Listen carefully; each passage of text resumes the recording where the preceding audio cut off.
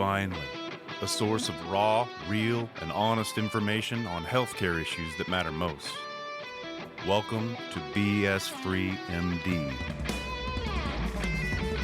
From the latest medical information to how to stay sane as a doctor or a patient, no subject is taboo, no BS is allowed. Now, let's welcome your hosts, Doctors May and Tim Hindmarsh. So much for having me. First off, normally how I start this is I say, my name is Tim and I'm a recovering family doctor. And then you're supposed to say, exactly. So I'm going to talk about three things. I'm going to talk about dreams, nightmares, and hope. And I think we should be filled with hope right now. Absolutely, totally filled with hope. And so that's how I'm going to wrap this up. I'm going to first talk about dreams. So since I grew up in a medical family in a small town, small city, Saskatoon, Saskatchewan, up in Canada. And my dad was actually fairly renowned physician there. So I grew up in this medical family. So my brother became a physician, and that's what I wanted to do. And I remember during internship, I was thinking that I was probably going to become a surgeon, do something different. And then I had an epiphany one day.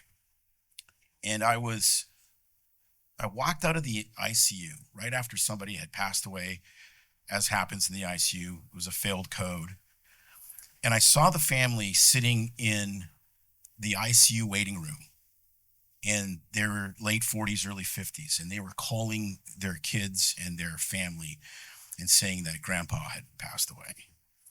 And in this hospital, there was this weird thing where you could just step away from that waiting room and look around the corner and you could see the obstetrics waiting room. And I saw another family, the exact same age, saying, "She's here and she's beautiful." And at that moment, it moved me so much. I said, that's what I want to do with my life. I want to walk waist deep through humanity. I want to share the highs, the lows. I want to do all of it. And the only way I was going to do that in medicine was to do rural medicine. So we were plucked out of Edmonton, Alberta, landed in Oregon, and did exactly my dream. It was awesome. I delivered hundreds of babies. I worked in an ICU. I did everything but ER. It was absolutely awesome until it wasn't. And I started to make some realizations. As my career went along, I was blessed with being able to be in leadership. So hospital leadership, and then the leadership of our organization. I was on the parent board of our 7-hospital system.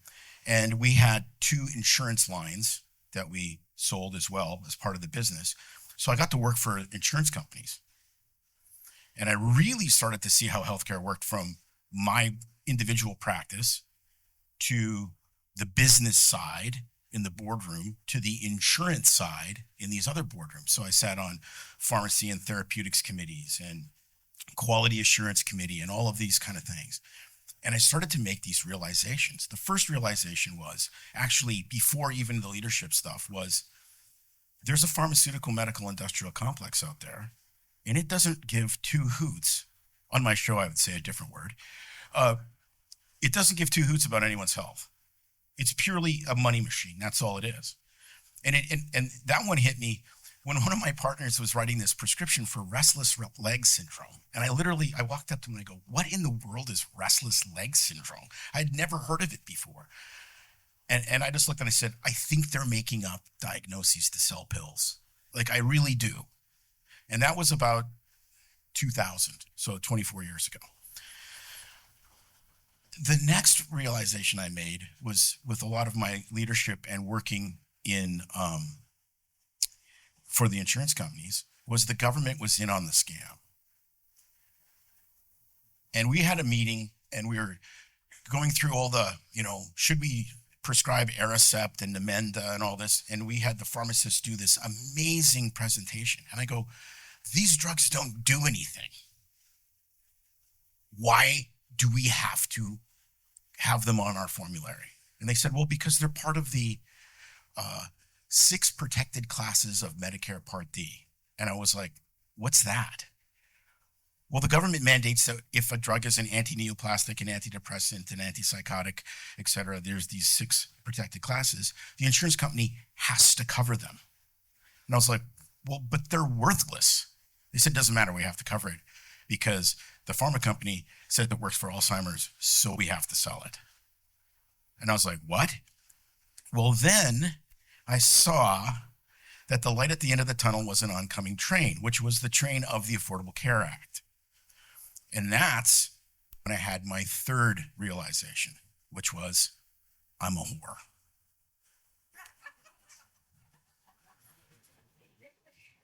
So let me explain. With this body, come on.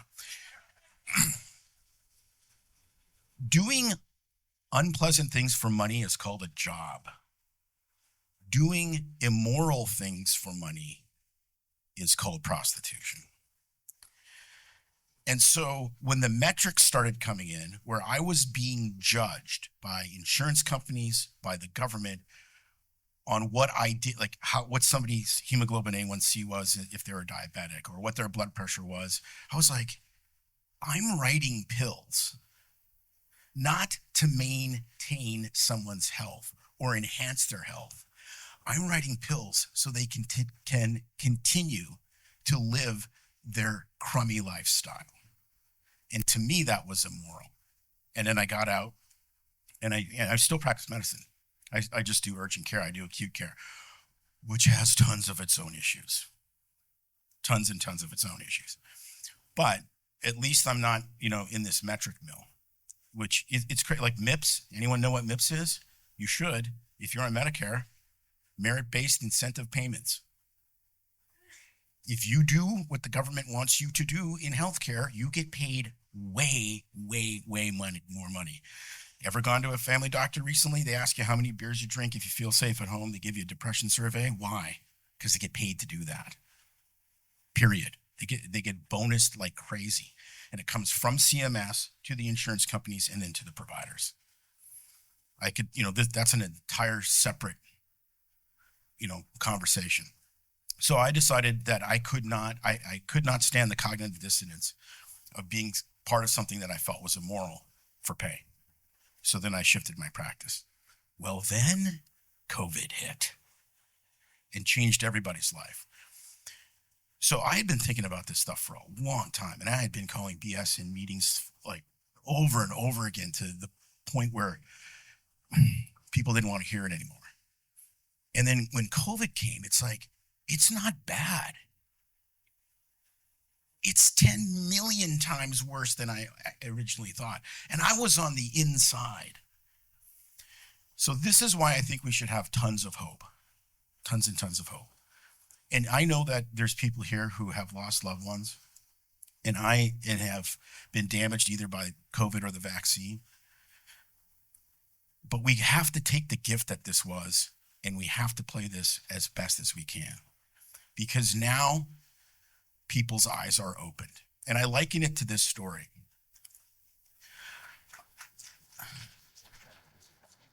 One of my best friends got remarried in 2016, and he has a wonderful wife. He is so happy he can't believe it. He moved to Southern California and he builds hot rods, and he has a partner for the first time in his life. And you know when that amazing marriage started? It started the day he realized his first wife was cheating on him. That's the realization that allowed him to rebuild his life. It was awful, it was painful, it was wrong, but it was the truth. And that's where we are now. So we should be vastly hopeful. I had one last epiphany. It was this Friday. I was at work and I was super upset. I'm seeing a patient. I'm not better. I got amoxicillin from a teledoc for my virus and I'm not better. And I'm like, of course you're not better. All you're doing is killing your microbiome, which I didn't say, but what's the truth? And then it hit me. Why are you frustrated? Your job is not to save the US healthcare system. It's unsavable. It's like the Holy Spirit was saying this to me. Your job is to save as many people as you can from the US healthcare system. because the USS healthcare has hit the iceberg. We're not going to save everyone. Our job is to find those that are willing to listen and get them on as many lifebooks as they can. Some people will be sitting there picking chunks of ice off the deck, putting it in their cocktails. They're not our problem. So have hope, because for the first time, most people can see what we see, and that's what's going to allow the change. It's no secret that medicine is a bit, uptight. That's why Tim and I created BS Free MD, to mix things up a little and have fun in the process. Besides, we are having these exact same discussions all the time, so we thought we might as well invite everyone to the party. If you really like us, you can get plenty more, and maybe see one of Tim's cool tattoos on our Instagram or Facebook pages at BS Free MD. See you next time.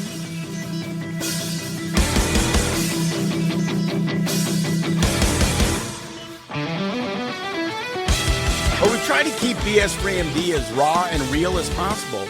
We can't be held responsible for any medical decisions or discussions had as a result of what you've heard on the show. We know, bummer. But the truth is, we really do care about your questions. So feel free to reach out to us by email at doc@bsfreemd.com.